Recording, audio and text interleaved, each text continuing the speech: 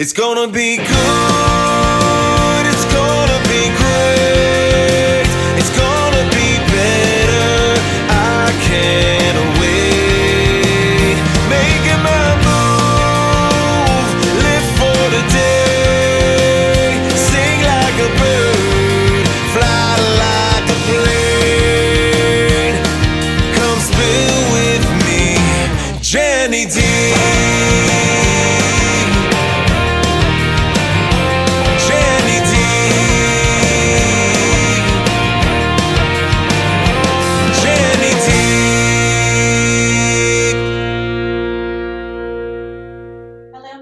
People, thank you for joining me with another episode of Spill With Me, Jenny D podcast. Today's episode is brought to you by Clair Health.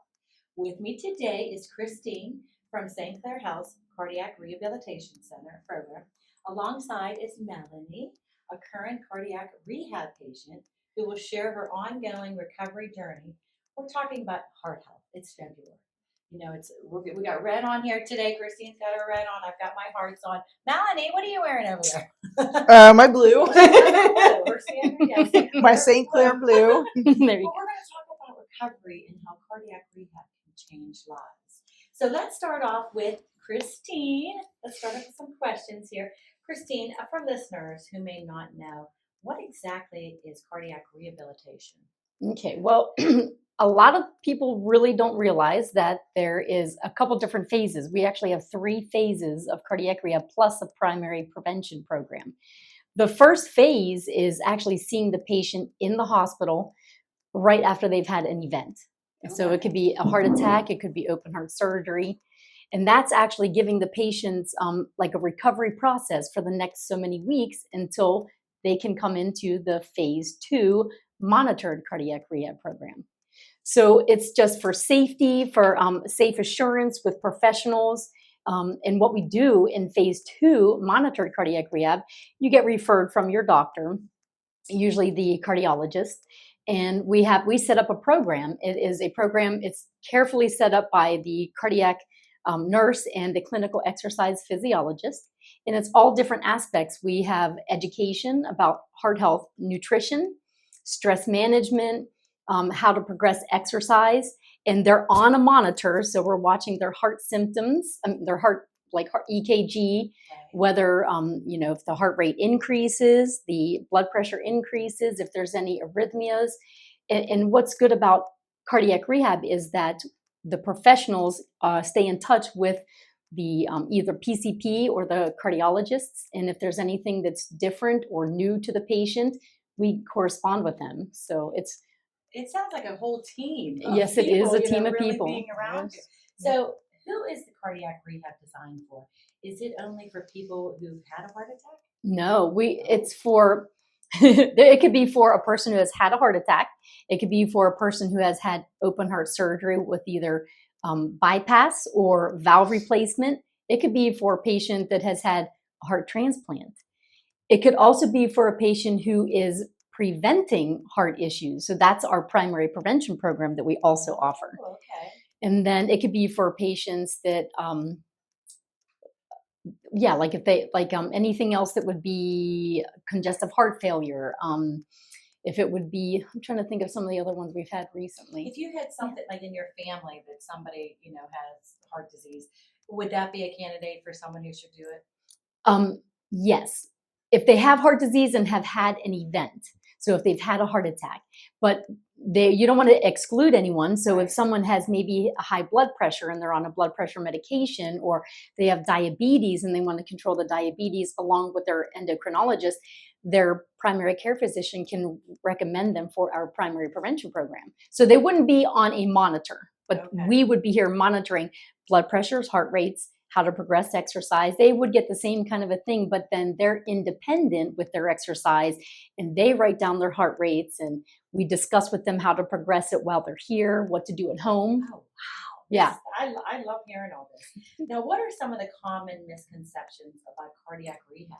Okay, one big thing that comes to my mind is that people think it's for old people. Yes, I know, right? But we've actually had patients. Well, we have Melanie here. She's real young. I'm not an old patient. No. She's young and beautiful. But we've actually had patients get back to running marathons, having stress tests for going back to piloting, airplanes. Right. So it's not just for the old; it's for everyone. So You can do it. that's one of the biggest misconceptions. Another misconception is that people think, well, I'm already doing a program at home. I'm already doing exercise, so I don't have to have cardiac rehab. But it really is a good idea to attend even a couple sessions or a couple weeks, just so that they can see and make sure they're doing things properly, make sure their rhythm is good, their heart rate is good, they know how to progress, and what's important, education wise. Yes, With- definitely education. Yeah. What happens during a typical rehab session? I think you told me a little bit about it, but it seems like it goes through a process. Yeah. So when you're down here in outpatient cardiac rehab, the person would come in and we would hook them up to a monitor, and then we check weights. So because we check to see if there are steady weights or if there's a steady weight gain, and then we take them to the monitor system, make sure it's correctly on, and then they exercise. Now, along with the exercise, we do education. So while they're exercising, we can do some education. We could do it when they're done exercising. But it really has a lot to do with the clinical exercise physiologist, the cardiac nurses, and we have certain, what do I say? How do I say it? Things that we do, like if I'm in the room and I'm the case manager for a class, then someone's sitting at the monitor watching the rhythms, and then someone's out on the floors making sure everyone's getting set up correctly. Oh, I love it. Yeah, so we can progress their exercise as they're doing it, or we can make the plan for the next time. I love this because we did heart. We did it last year, and I don't remember hearing all this. So this is Yeah. I'm like, this is educating me as well as the listeners and viewers. Melanie, it's your turn. Can you share what led you to start cardiac rehab, and what were you feeling at that time? I certainly can. I had a heart attack at work. I was Here? 47 years The old, same place. working right here at the hospital. Yeah, I had a heart attack, got rushed down to the ER right for my shift. Yeah, they ended up putting 2 stents in and fixing me all One back second, up. Melanie. How did you know you were having a heart attack? I didn't. I thought I had COVID actually. Oh my gosh. And then all the classic, I literally felt a real bad pinching in my throat. And I thought my throat was starting to get sore, but within 5 minutes, that pinching that I was feeling in my throat was like more my jaw and going down the left arm. Oh my gosh. And then all of a sudden my hand felt real tired and I looked down and my arm was all white. Well, Oh that my would be a gosh. 100% blockage, Right. not COVID. You knew So, right then and there you had somebody. I said that I felt like I was going to be sick. I went back to the bathroom. I got real dizzy and lightheaded, went down on the floor, Oh my and I was in a gosh. wheelchair going down to the ER. Oh my Yeah, gosh. yeah. So, like, I heard the nurse saying, she's having a heart attack. And I went, I'm looking around to see who they were talking Yeah, about. you're like, this They isn't were talking happening to about me. So, yeah, a whole bunch of stuff. Stress, lifestyle, family history, genetics, everything that could have been stacked against me just came to a head one day. And my body went, this is it. Something's got to change. Today's going to be the day. Yes. So it's like, thank God you were here. Yeah. And Yeah. the signs, and that's the biggest thing that we're going to talk about today too. It's like with women, it's they call it the silent killer because we don't really get those signs like a man would get those signs. Mm-hmm. So what were you nervous to begin? I was so afraid that I was going to overdo something and just like end up on the floor, no matter where I was at. Yeah. I was just so afraid. I thought I was pretty healthy up to that point. I didn't think I was just going to come into work one day and have a heart attack. Yeah. So after that all happened, I felt like anything I was going to do was going to break myself. But actually, I learned I was stronger right after they put those stents in than I probably had been for 5+ years before that. Wow. The strength was getting fixed. I wasn't the weak little person I was. I was the weak little person when the event happened. The surgery and everything I did after that made me even stronger, not weaker. How but I long thought was it that? was weaker. So you went straight to surgery as soon as this happened. Yeah, from Okay. the ER to surgery, and from surgery home for 2 months, and then right into the cardiac rehab program Okay. and back to work. Wow. And So this yeah, when was this? this was in 2022. Okay. Mm-hmm. Wow. And you look great. Yeah, thank you. Well, I'm still in the program. I'm addicted to the program. Yeah. Wouldn't stop the program. Know what happened before when I didn't do the program. But no, I was joking before about taking 51 years to learn that exercise is really good for you. It blows my mind how well I feel when I come down here and exercise. Still, this like a couple years later, I feel great after I exercise. And had I known that, if Yeah. had I even caught on to that 10 years ago, I may have never even been in that situation. But it took that. That's probably the best thing that ever happened to Yeah, and me. it's almost like Honestly. it's a wake up call, right? And it's almost one of Mhm. those things where somebody out there is going, "Oh my gosh, she's in her 40s. You're not going to have a heart attack in your 40s, but you just don't know when it's going to happen. You don't. So you should exercise." And the program she's talking about is called the maintenance program. So that's on the opposite end. When you've had all of your monitored sessions, you can continue coming and kind of using us as your fitness facility.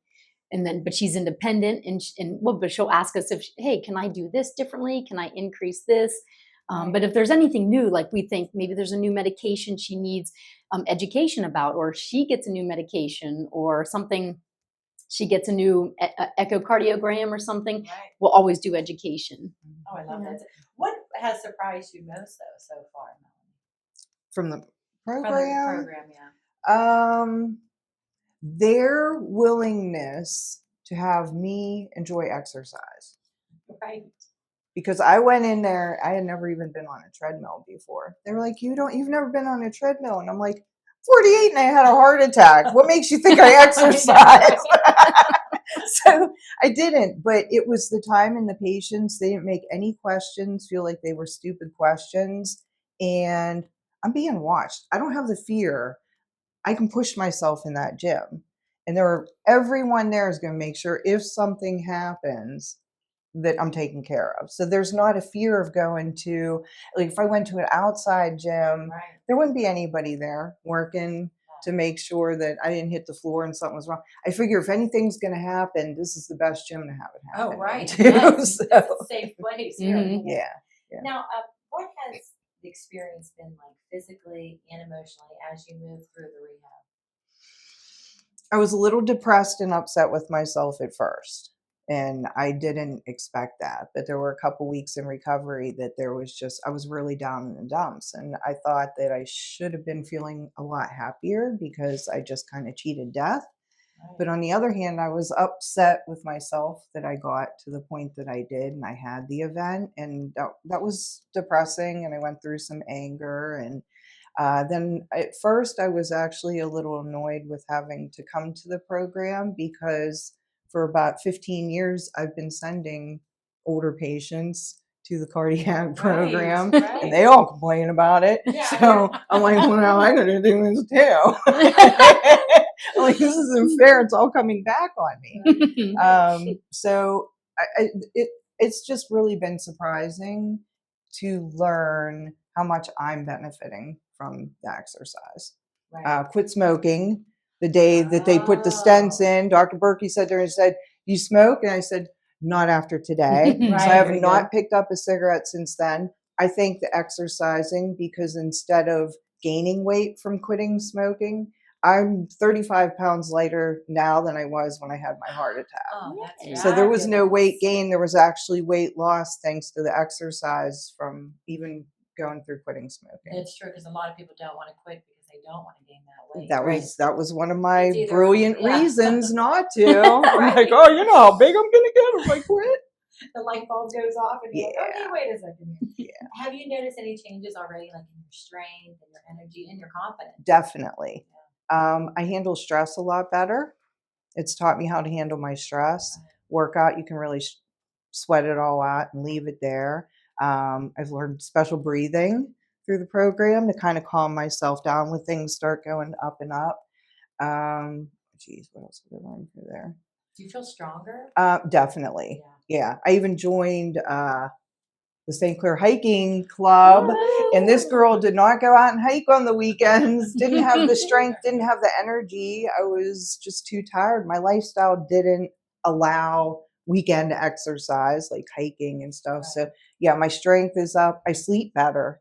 Oh, that's great. I eat better. Everything is better now than it was like 5 years Your ago. whole lifestyle changed.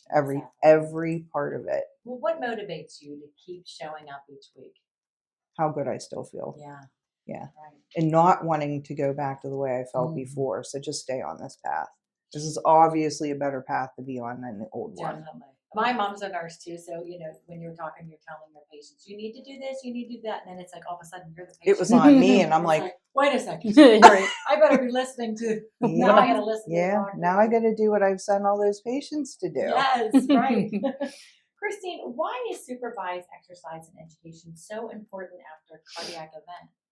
Well, it decreases the mortality rate. If you actually do the cardiac rehab sessions, it reduces it by like 42 to 53%. Oh my gosh. Yeah. That's one. Do you have people that are like, oh, I don't need to do it? Yeah. Because it's hard, and you can't convince somebody, you can't tell them you have to do it, but you recommend it. Yes, we recommend it. Right.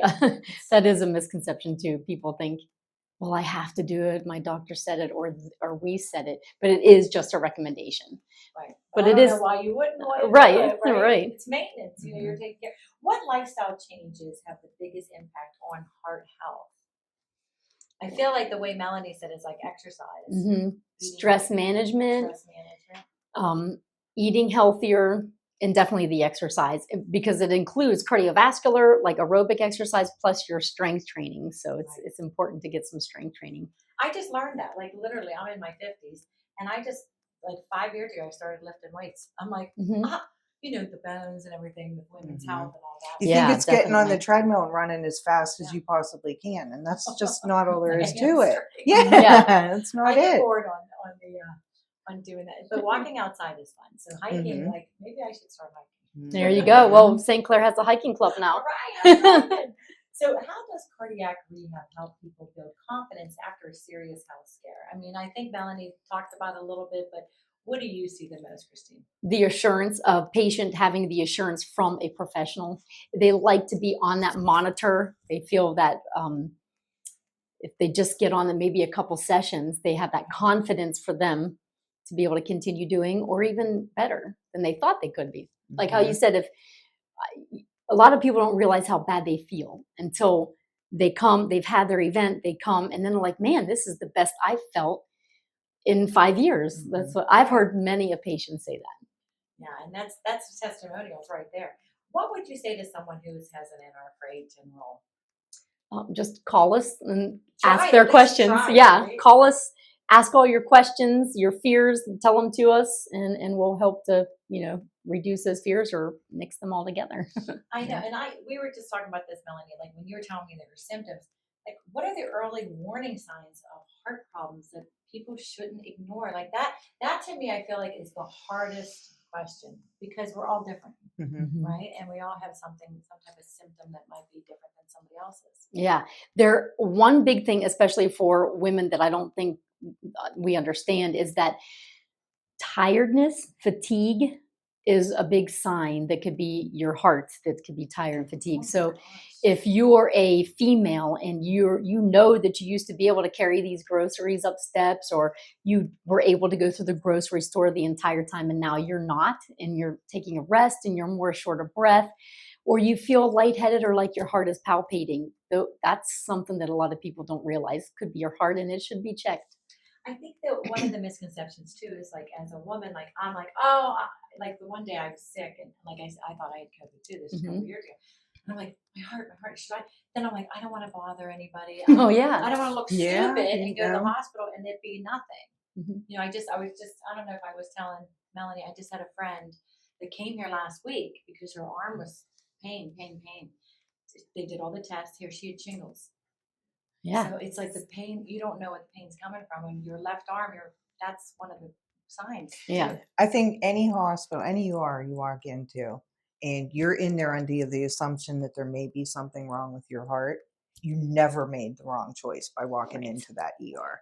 no matter what it is, even if it ends up just being heartburn. It's never the wrong decision. If you're not feeling right, something's not right. Right.